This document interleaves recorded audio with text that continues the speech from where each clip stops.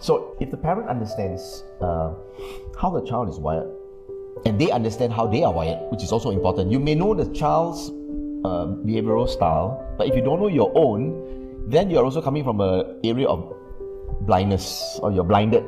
Yes, because a lot of time parents say that the problem is my child. I do not need profiling. My child need profiling. Yes. Right, so that he can understand himself better. But I do not need. Because he's the problem, not me. Okay, so you're saying that in order for this to really work, Yeah, both sides. in order for both of them Yes. to be able to resolve this conflict, right? It's important for them to know each other and their own personality. Exactly. Let me give you an example. You have a D child, you're an I-wired mother. And I-wired people would like to talk a lot. And the D child is just wants it short and sharp, cut and dry. So you come and talk to your child, you want to give him or her instructions to do certain things, but you're I-wired. So you start with, son, I went to the market and I met your auntie.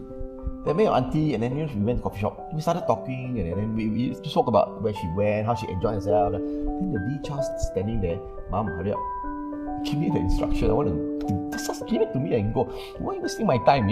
So in his mind, he's saying that, give it to me quick lah. You're telling me this story about auntie for what? Nothing to do with what you want me to do, right? So that in itself is already assumptions and misconceptions already. So that's negative. On the reverse, the mother is a D, the son is an I, and she's giving instructions. All right, go do this. Chop, chop, chop, chop, chop. Okay, off you go. Then the son said, Mom, you don't like me.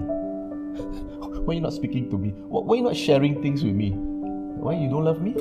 So again, misconception, right? Now, if the mother understands that the son is an I, she's a D, she needs to spend a little bit more time talking to the child about frivolous things first, then give the instruction. So the child feels that, Mommy loves me. Then I go do my work. And if on the reverse, the child is a D, she's an I, okay, I don't spend so much time telling you stories. Here's what I want you to do. Go clean your room. This is da-da-da-da. Off you go. Then he goes. It helps a lot because then it takes away all this misconception about, you don't love me? Why you don't listen to me? Just exactly what you just said. So in other words, this personality profiling, if you can understand, it saves you so much frustration, time, all right? And in fact, this also allows you to quickly build that positive relationship. Exactly. That loving relationship. Yep. And with that bonding that's so strong, that, if you want me to do anything, I'm willing to do it. Exactly. Right, because I do it out of this relationship. Exactly. Right. So it's just like anything else. When you have a relationship with somebody, you need help from that person. Because of that relationship, that friendship, that person is more willing to stop everything, even though he or she is very busy, to help you. Because we have a relationship. However, if you do not have a relationship, what I'm going to tell you, Roland, wait. Let me finish my things first. If I have time, I will come and help you. If not, I'm sorry, I'm going to do my things. Same with relationships. The minute you build the relationship, you build the connection, it's the touching the heart versus touching the head.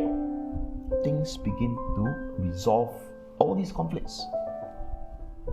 This has all been built up over the years because unfortunately, the parent is unaware of what they are doing is actually counterproductive versus productive.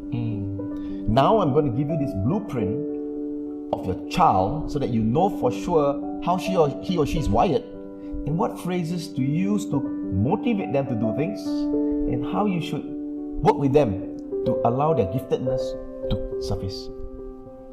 It's a big difference.